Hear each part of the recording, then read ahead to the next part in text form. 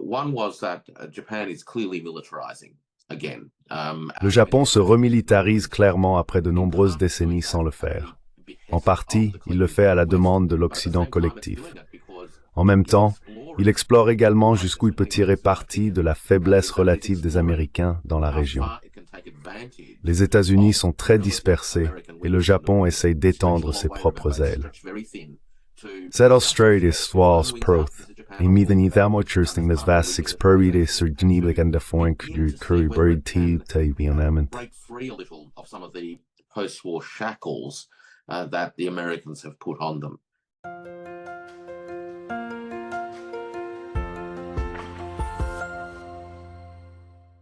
Hello everybody. This is Pascal from Neutrality Study. Bonjour à tous, ici Pascal Letaz des études sur la neutralité.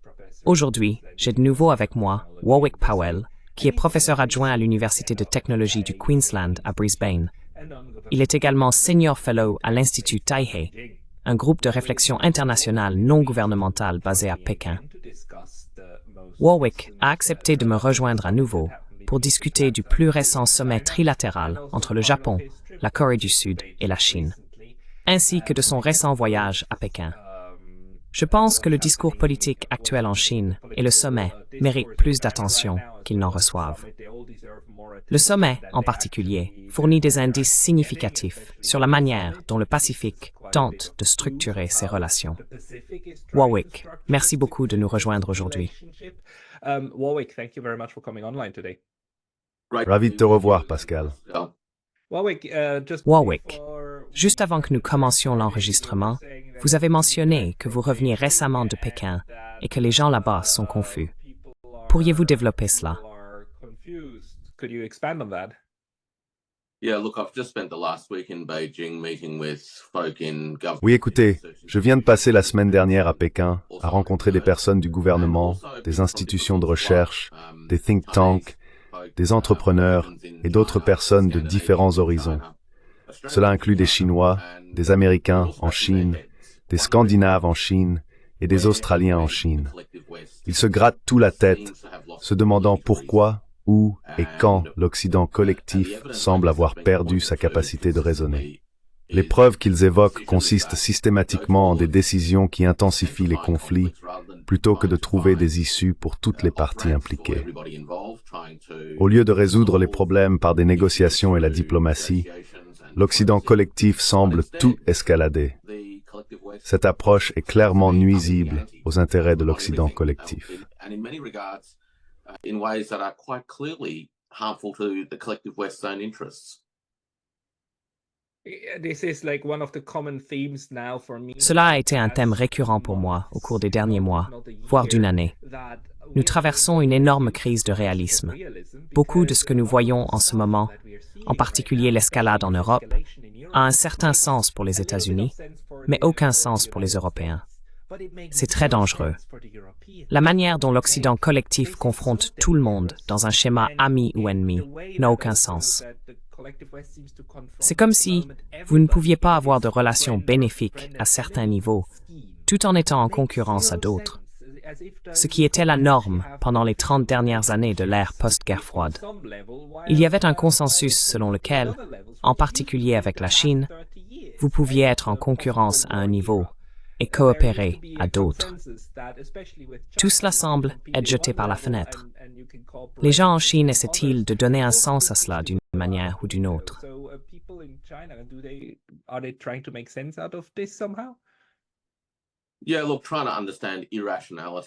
Oui, écoutez, essayez de comprendre l'irrationalité ou comment différentes rationalités entrent en jeu est l'un des grands défis de notre époque actuelle. Il fut un temps où l'on pouvait probablement travailler dans une gamme relativement étroite de paramètres de rationalité pour anticiper comment les autres pourraient réagir à différentes choses. Mais en ce moment, il est clair que le premier instinct des puissances occidentales collectives est d'abord de passer à l'action cinétique. Chaque fois qu'il y a un problème, la démarche consiste à menacer d'une intervention militaire et ensuite à se préoccuper de ce qui se passera par la suite. And then worry about what happens thereafter. And in fact, we've seen this happen now in not only the... En fait, Nous avons vu cela se produire non seulement dans le fiasco en Ukraine, mais aussi en Asie de l'Ouest. L'adhésion totale à Benjamin Netanyahou au début de cette phase actuelle du conflit a essentiellement donné à Israël un chèque en blanc pour poursuivre une approche exclusivement cinétique pour aborder ce qu'ils croient être leurs problèmes et intérêts. Au fur et à mesure que les événements se sont déroulés, les gens se demandent littéralement comment nous pouvons recréer des conditions qui peuvent au moins apporter un arrêt temporaire à la violence, à la mort et à la destruction, et ramener un semblant de stabilité dans la situation. Ce sont les défis en ce moment, Pascal. Il y a beaucoup de perplexité, c'est certain.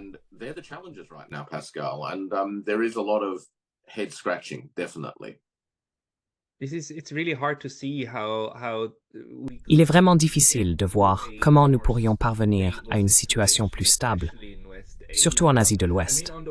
D'une part, les États-Unis ont en fait désamorcé le conflit avec l'Iran, tandis qu'Israël faisait tout son possible pour l'escalader en une guerre plus grande. Il semble que les États-Unis et l'Iran étaient les parties prenantes qui ont dit « Non, ça suffit, nous n'irons pas là-bas ». D'autre part, nous avons maintenant une situation où près de 300 Palestiniens ont été tués lors du sauvetage de 4 otages, et quelques otages ont également été tués dans cette situation. Nous apprenons cela.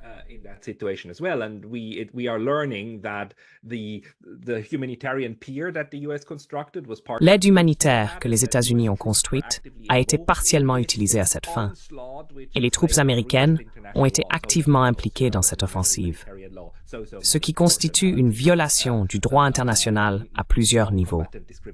Droit humanitaire international, proportionnalité et discrimination des non-combattants. Il devient de plus en plus clair qu'il s'agit d'un projet américano-israélien. Quoi qu'il se passe sur la scène internationale, comme les États-Unis proposant certaines propositions, ce n'est pas censé être réel ou aboutir à un cessez-le-feu. C'est une couverture diplomatique, et cela devient évident pour toute la communauté mondiale. Si cela se produit, comment d'autres acteurs comme la Chine interagiraient-ils avec un Occident aussi manifestement mensonger? De nouvelles stratégies sont nécessaires pour interagir avec cela. Ne pensez-vous pas?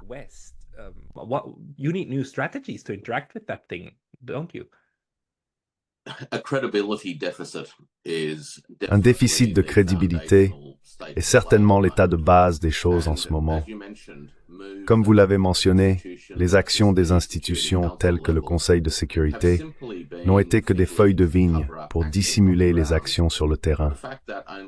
Il y a seulement quelques semaines, une résolution du Conseil de sécurité des Nations Unies a été adoptée, mais ensuite sapée par les États-Unis, qui ont affirmé que la résolution n'était pas contraignante.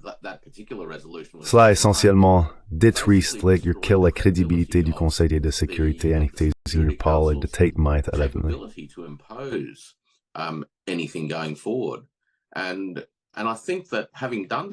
Et je pense qu'en ayant fait cela, cette dernière résolution qui a été adoptée a littéralement été vue sous cet angle. D'autant plus que dans les 24 heures, le Premier ministre israélien a répondu en disant « Nous allons continuer de toute façon ».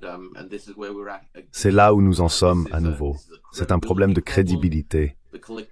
L'Occident collectif a poursuivi des approches qui non seulement sont hypocrites et apportent des doubles standards, mais qui ont également une longue histoire d'échecs.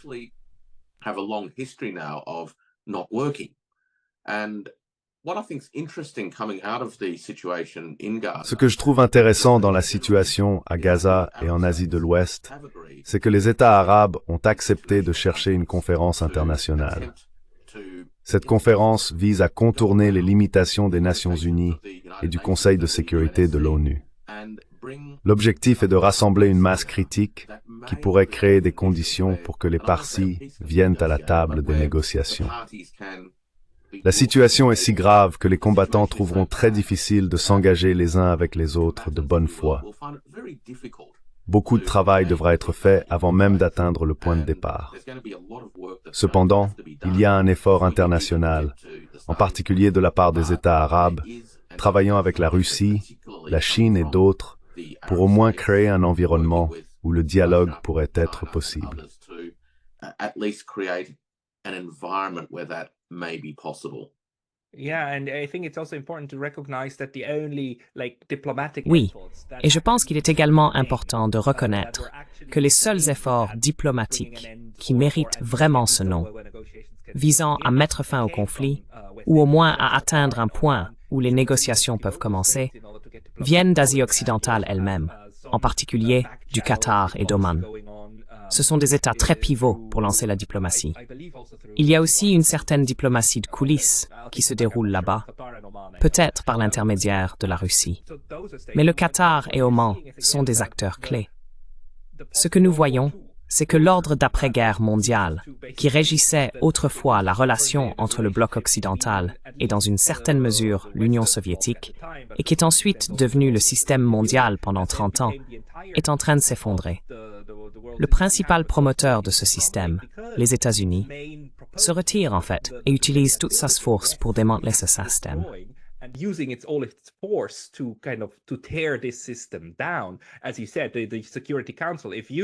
Comme vous l'avez dit, si les États-Unis affirment qu'une résolution du Conseil de sécurité n'est pas contraignante, ils utilisent une masse pour abattre l'autorité du Conseil de sécurité.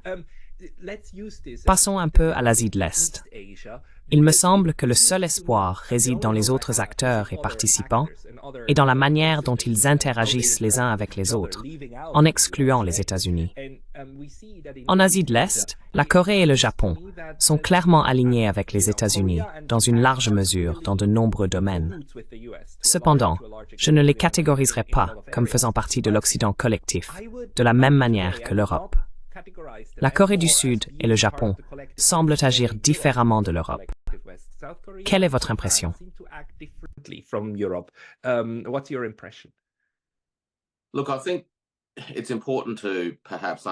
Écoutez, je pense qu'il est important de comprendre comment ces autres États et régions observent ce qui se passe en Asie de l'Ouest et en Europe.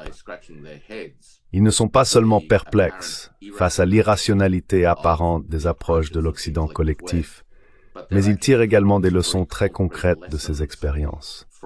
L'une de ces leçons est qu'une approche cinétique en premier pour la résolution des conflits ajoute de l'huile sur le feu plutôt que trouver une voie vers un règlement.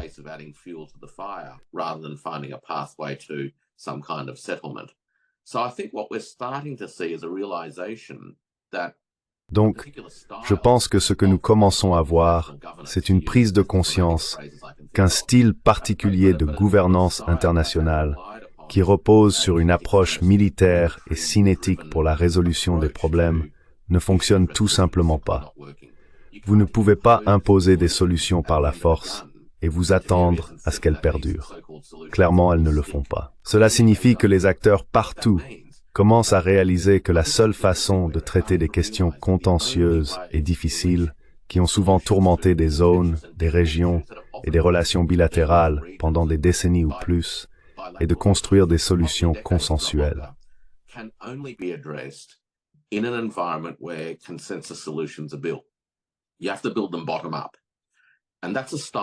Vous devez les construire de bas en haut. Et c'est autant une question de style qu'une question de mentalité, n'est-ce pas? Les parties concernées doivent adhérer à la solution et non simplement se faire dire quelle est la solution. Cela nécessite une approche qui reconnaît que les intérêts des autres sont légitimes et respectés. Par le respect mutuel, vous n'avez pas besoin d'être d'accord sur tout, mais vous devez respecter que les autres ont des intérêts authentiques. Ensuite, vous avez une chance de travailler vers un consensus. Je pense que c'est ce qui se passe.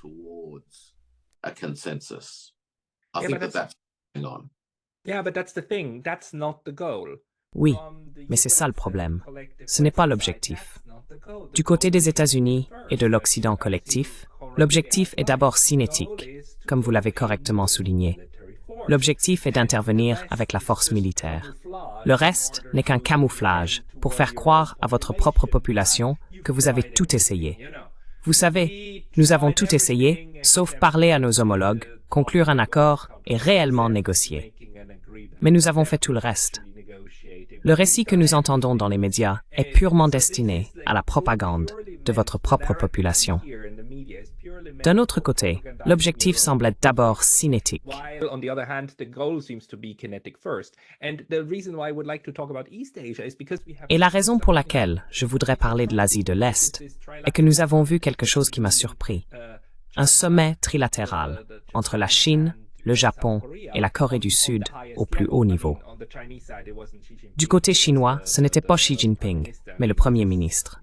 Ils ne sont pas exactement égaux, mais c'est le plus proche que l'on puisse obtenir du côté chinois. Ils ont produit un document final, ce qui m'a surpris, car il est vraiment long, 8 pages. Ils l'ont tous signé et ont établi quelques règles d'engagement qu'ils souhaitent avoir. Of rules of engagement that they want to have, and actually a very positive document that talks a lot about. En fait, c'est un document très positif qui parle beaucoup d'engagement et même de création de liens économiques plus étroits. Cela va à l'encontre de ce que nous avons vu avec l'escalade constante entre l'UMM et la Russie. En fin de compte, l'UMM a clairement dit à l'Ukraine, vous devez choisir un accord d'association avec nous ou avec la Russie. Il me semble que le Japon et la Corée ne veulent pas aborder la Chine de cette manière. Ils construisent également de nouvelles voies diplomatiques pour être constructifs avec la Chine. Est-ce une évaluation juste? To actually be constructive with China. Is that a fair assessment? Je pense que c'est en grande partie la vérité. L'Asie de l'Est et l'Asie du Nord-Est sont des régions historiquement très complexes, comme vous le savez sûrement. Les relations entre les peuples de la péninsule coréenne avant et après la guerre, ainsi qu'entre le Japon et la Chine, ont été complexes et parfois assez tendues. Cependant, pendant de nombreux siècles, il y a également eu des échanges économiques, sociaux et culturels significatifs entre ces nations ou civilisations. Ce qui se passe en Asie de l'Est est, comme je l'ai mentionné, d'abord une prise de conscience que certaines approches des problèmes ne fonctionnent tout simplement pas. C'est un enjeu clé.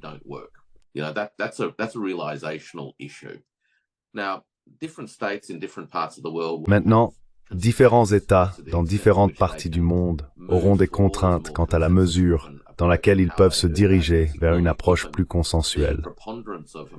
Cela est particulièrement vrai compte tenu de la prépondérance de la puissance militaire américaine en Asie de l'Est, construite au cours des 7 dernières décennies, et de la présence militaire continue des forces américaines sur la péninsule coréenne et au Japon. Avant d'aborder l'accord trilatéral, il est important de garder à l'esprit certaines des complexités de la région. Le Japon, par exemple, a des différends avec la Chine concernant certaines îles. Il a également des opinions fortes concernant l'île de Taïwan, qui est un point de conflit potentiel.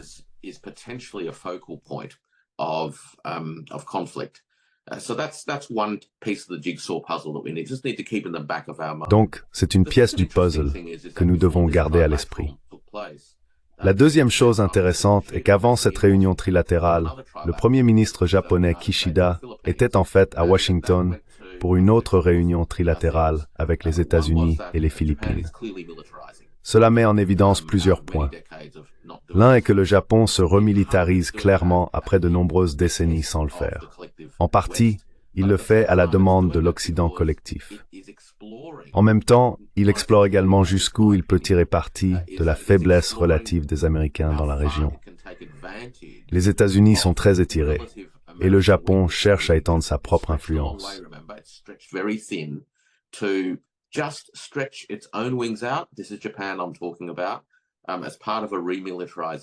Il s'agit du Japon dont je parle dans le cadre d'une remilitarisation, essayant de voir s'il peut se libérer un peu de certaines des chaînes d'après-guerre que les Américains leur ont imposées.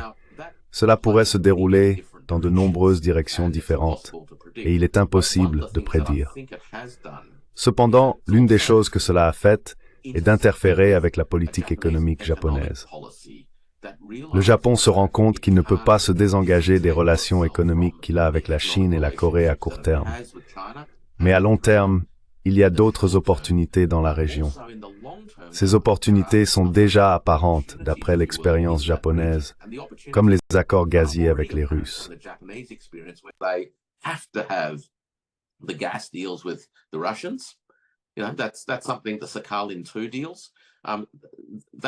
C'est quelque chose à propos des accords de Sakhalin II. Ils n'ont pas changé depuis le début du conflit en Ukraine.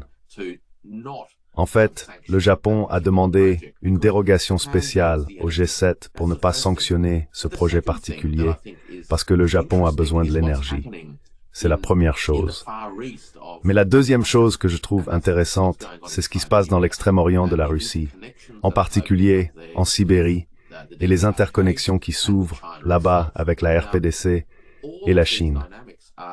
Toutes ces dynamiques transforment les configurations économiques potentielles de cette partie du monde.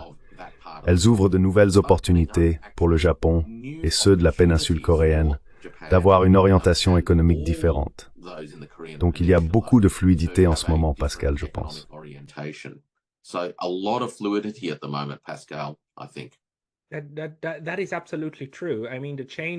C'est absolument vrai.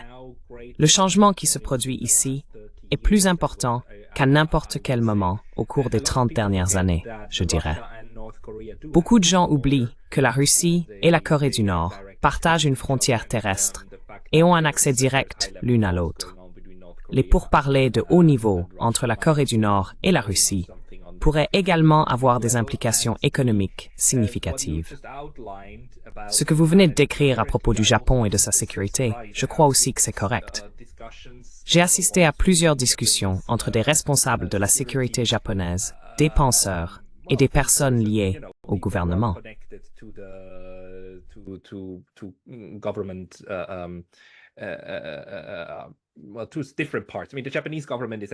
Eh bien, il y a deux parties différentes. Le gouvernement japonais est en fait assez fragmenté en différents ministères, et ces ministères ne sont pas toujours sur la même longueur d'onde. Cependant, le système prend en compte les opinions des personnes dans les universités, les groupes de réflexion et d'autres institutions, créant une dynamique d'échange. C'est assez intéressant de voir comment la prise de décision fonctionne ici. Un camp voit clairement cette nouvelle remilitarisation comme servant une alliance plus forte entre les États-Unis et le Japon.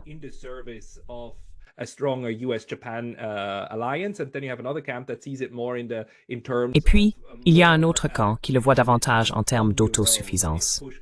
En cas de besoin, nous devons être capables de nous débrouiller seuls, même si les États-Unis retirent leur soutien. Ces deux perspectives ne sont pas en conflit. Elles fonctionnent ensemble. Je pense que ce que vous décrivez est correct. Il est également intéressant de noter que le document final du sommet trilatéral contenait une section sur la sécurité. Il n'a pas mentionné Taïwan ou les îles, laissant de côté toutes les questions contentieuses.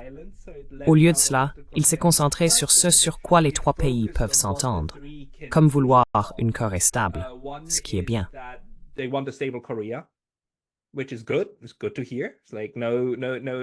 C'est bon à entendre. Il n'y a aucun intérêt à l'escalade. Un autre point est que les trois pays disent qu'ils sont des parties prenantes et qu'ils ont des responsabilités envers une région pacifique stable. C'est ce qu'ils visent, ce qui est une approche très positive. Je n'entends jamais ce genre de rhétorique positive venant des États-Unis ou de l'UNLA. Pour eux, il s'agit toujours de la montée en puissance de la Chine comme une menace à affronter de front.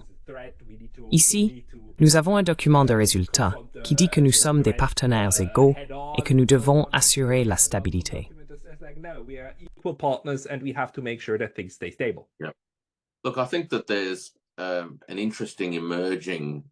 Écoutez, je pense qu'il y a une distinction émergente intéressante entre ce que certains chercheurs appelleraient une paix négative, qui est simplement l'absence de conflit militaire direct, et une paix positive.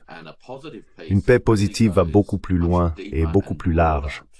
Elle se concentre sur les raisons pour lesquelles nous avons la paix, visant à permettre et à soutenir le développement économique et à créer un plus grand équilibre au sein des régions et entre les pays en termes de leurs relations économiques.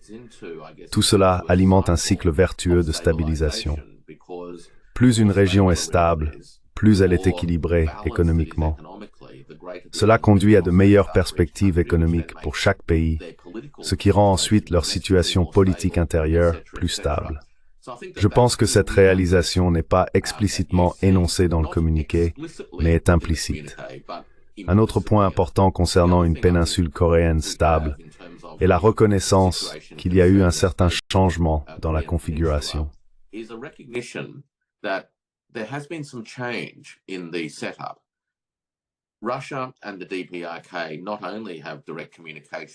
La Russie et la RPDC non seulement ont des communications directes et un canal terrestre, mais elles construisent clairement les prémices d'une relation économique plus riche et possiblement une relation plus stratégique et orientée vers la sécurité à d'autres égards également.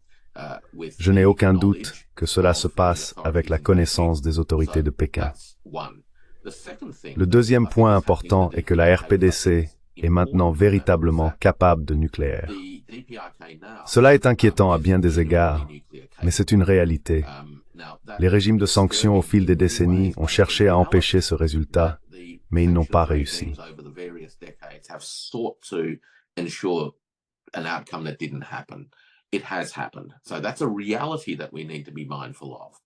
C'est arrivé. C'est donc une réalité dont nous devons être conscients. Troisièmement, la RPDC a abandonné la politique de réunification qui durait depuis des décennies. De nombreux observateurs ont interprété cela comme quelque chose de très négatif parce que, dans un sens, cela peignait la République de Corée comme un pays ennemi. Mais cela change les choses d'autres manières aussi. C'est assez subtil parce que lorsque vous avez le fardeau de cette ambition de réunification, cela limite les types de détente que vous pourriez concevoir de négocier. Maintenant, en effet, il y a une petite marge dans laquelle un autre type de discussion diplomatique peut commencer à avoir lieu autour d'une solution stabilisée à deux Corées.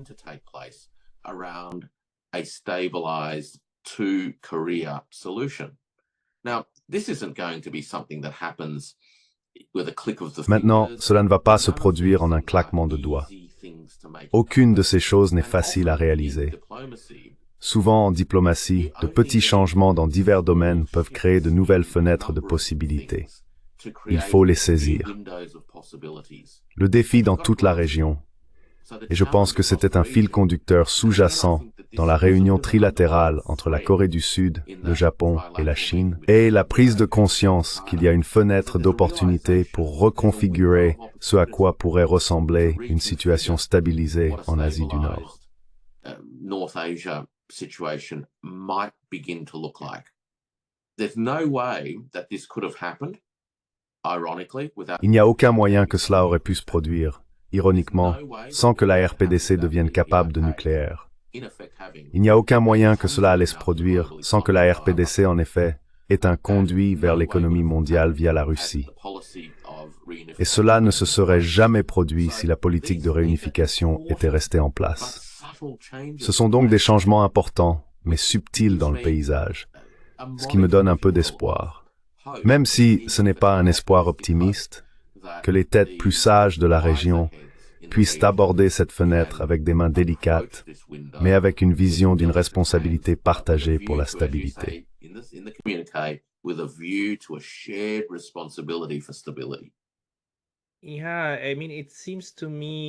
Oui, je veux dire, cela me semble pareil. C'est l'une des choses qui me donne de l'espoir.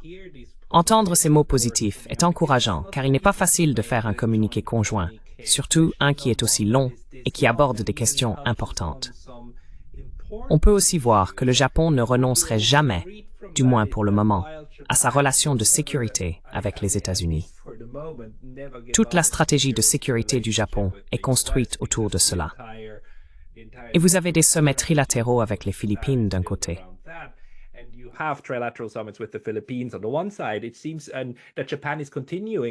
Il semble que le Japon continue quelque chose qu'il fait depuis longtemps. Essayer de créer des forums multilatéraux distincts pour faire avancer ses intérêts de manière pacifiste et non violente. Il ne s'agit pas de créer plus d'actifs militaires. Il s'agit de trouver des moyens de désamorcer les tensions. L'un des points que le document souligne est l'importance des échanges entre les peuples. Ils veulent plus d'interaction et de coopération économique. Bien que cela ne figure pas dans le communiqué, Le communiqué de presse a mentionné la possibilité d'un futur accord de libre-échange. Dans le communiqué, il est indiqué que les trois pays veulent réaffirmer leur engagement envers la Charte des Nations Unies.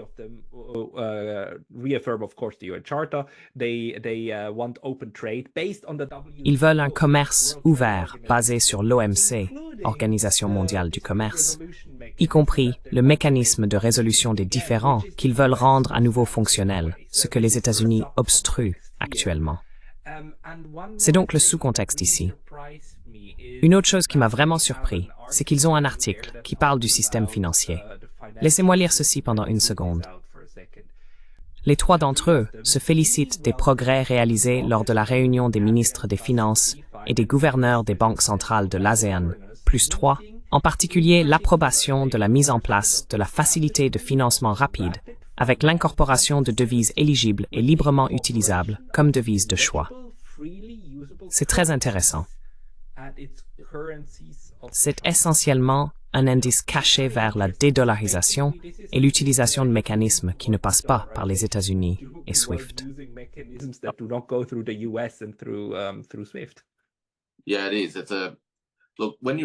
Oui, c'est le cas. Écoutez, quand vous lisez beaucoup de ces documents, comme vous et moi l'avons fait au fil des ans, souvent les gros titres dans les médias ne touchent jamais à ces composants plus mécaniques.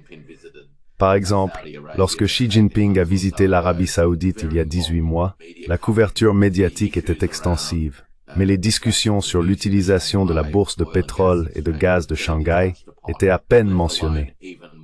Des questions encore plus techniques autour de l'harmonisation de la réglementation financière ont été négligées. Ce document reconnaît que la stabilité de la région est influencée par de nombreux facteurs, y compris la situation économique. Et si vous vous rappelez,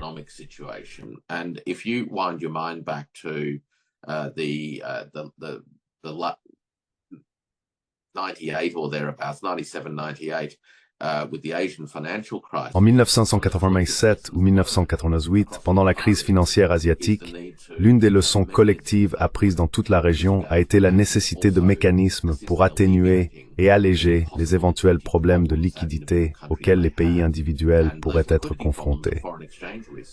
Ces problèmes de liquidité et les risques de change étaient historiquement liés à l'exposition de toutes ces économies au dollar américain. Depuis lors, une série d'institutions a été créée par l'ASEAN +3 pour stabiliser l'architecture financière de la région. Je pense que ce mouvement vers une coopération économique régionale, rendu possible par le choix de multiples devises, est une évolution continue pour répondre à ces préoccupations stratégiques. Il aborde également la question de la dédollarisation, ou peut-être plus précisément, de la multipolarité des devises. Il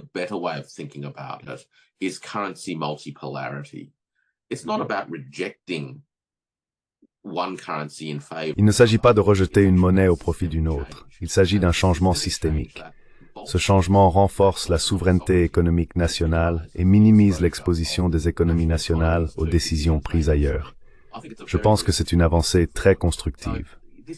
Ce trilatéral, bien qu'il ait été entrepris dans l'ombre du trilatéral États-Unis, Japon, Philippines, offre beaucoup d'espoir.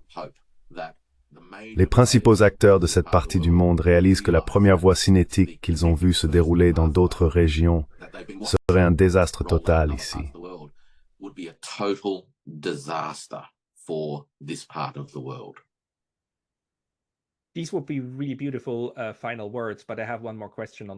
Ce serait vraiment de belles dernières paroles. Mais j'ai encore une question en tête. J'ai aussi de l'espoir dans le gouvernement de la République de Chine, le gouvernement à Taïwan, car ils ont 120 ans de compétences. Il y a beaucoup de bons politiciens. D'autre part, ils ont un ensemble de problèmes complètement différents par rapport au Japon et aux Philippines. L'une des choses qui fonctionne depuis longtemps est le consensus sur la situation de facto convenue entre la RPC et la ROC, entre la République populaire de Chine et la République de Chine. La Chine continentale est le plus grand partenaire commercial de Taïwan, n'est-ce pas?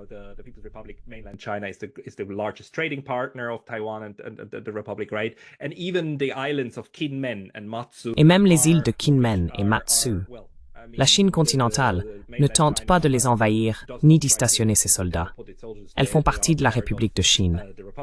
Bien qu'elles ne soient qu'à environ 5 km de Xiamen, c'est incroyablement proche. Récemment, pour la première fois, du personnel militaire américain s'est rendu à Kinmen. J'ai été très surpris lorsque j'ai lu cela il y a 2 mois, parce que c'est une énorme escalade. Quelle est votre évaluation de la situation politique interne dans la République de Chine à Taïwan?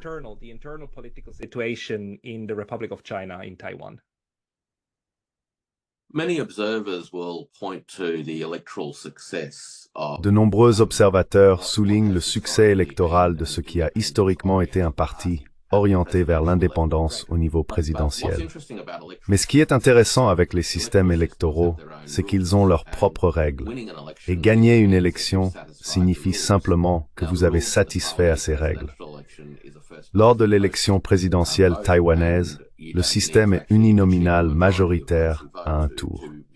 Vous n'avez pas besoin d'obtenir la majorité des voix pour être déclaré vainqueur. Il vous suffit d'avoir plus de voix que les autres. Ainsi, nous avons une situation où environ 60% de la population votante n'a pas soutenu le parti indépendantiste. Cela se reflète davantage dans le yuan législatif qui est le Parlement taïwanais. Le Parlement n'est clairement pas dominé par le parti qui détient la présidence.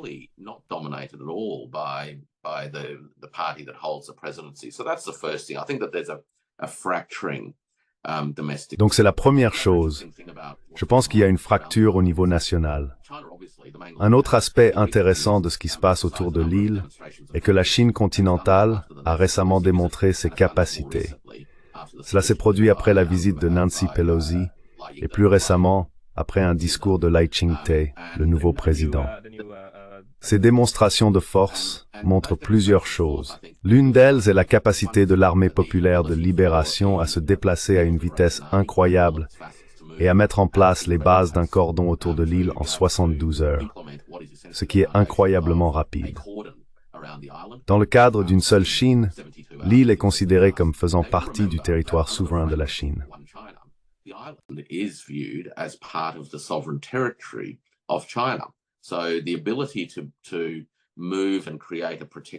Ainsi, la capacité de se déplacer et de créer un cordon de protection sur le côté est de l'île est perçue comme une démonstration de capacité défensive. Ce n'est pas une démonstration de la capacité à envahir Taïwan. C'est une démonstration de la capacité à protéger Taïwan contre ceux qui pourraient chercher à interférer dans ses affaires. C'est un point important à retenir. Une autre chose à noter est que l'ombre des conflits se déroulant dans d'autres parties du monde non seulement plane, mais fournit également des leçons vivantes. Personne de part et d'autre du détroit de Taïwan ne cherche une résolution cinétique à une guerre civile qui n'est pas encore formellement conclue. Nous entendons également souvent des gens parler du statu quo.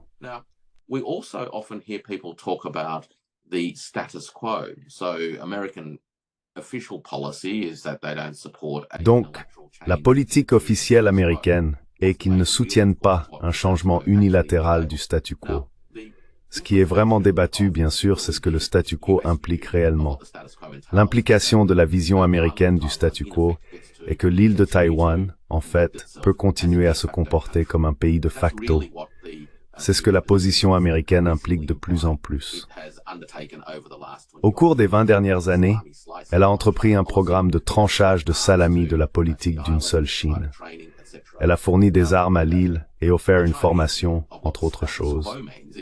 La vision chinoise du statu quo est qu'il y a une guerre civile temporairement arrêtée, c'est-à-dire sans combat actif. Cependant, le statu quo inclut également un engagement à une réunification non violente.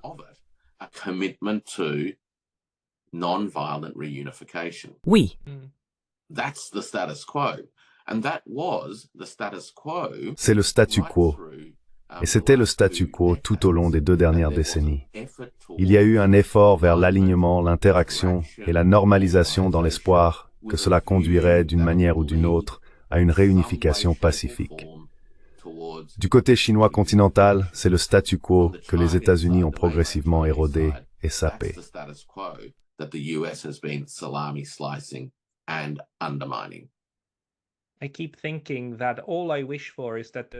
Je continue de penser que tout ce que je souhaite, c'est que la situation reste stable et économiquement prospère des deux côtés pendant encore 30 ou 40 ans.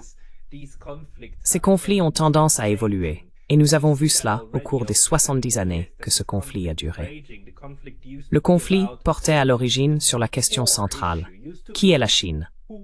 Pékin et Taipei prétendaient tous deux être la Chine. C'était la division initiale, surtout lorsque Taipei représentait la Chine à l'ONU, y compris au Conseil de sécurité.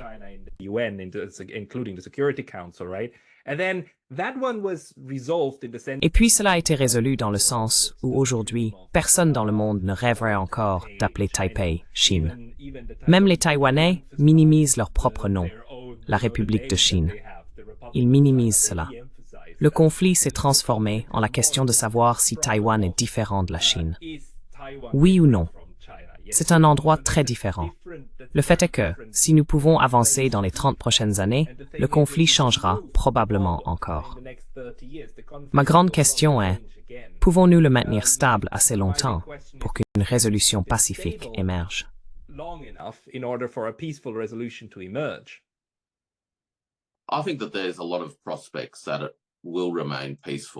Je pense qu'il y a de fortes chances que cela reste pacifique. Cela peut sembler contre-intuitif, étant donné les fréquentes discussions sur une guerre imminente à propos de Taïwan.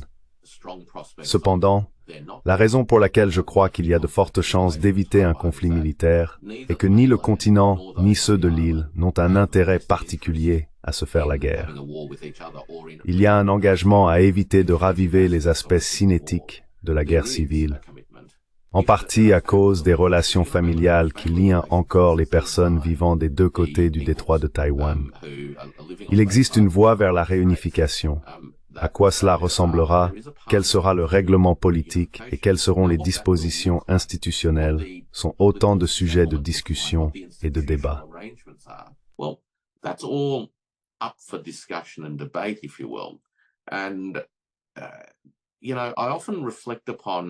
Je réfléchis souvent à la manière dont la Russie a traité l'Ukraine au fil des décennies.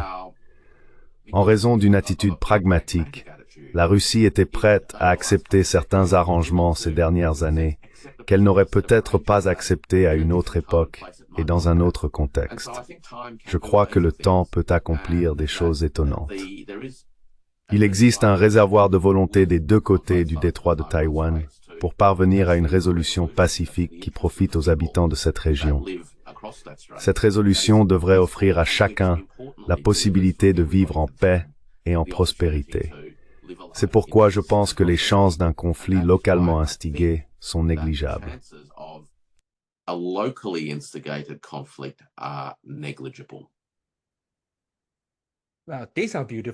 Ce sont de beaux mots pour conclure la vidéo. Warwick Powell, merci beaucoup pour vos éclairages aujourd'hui. Je suis heureux d'être à nouveau ici. Happy to be here again.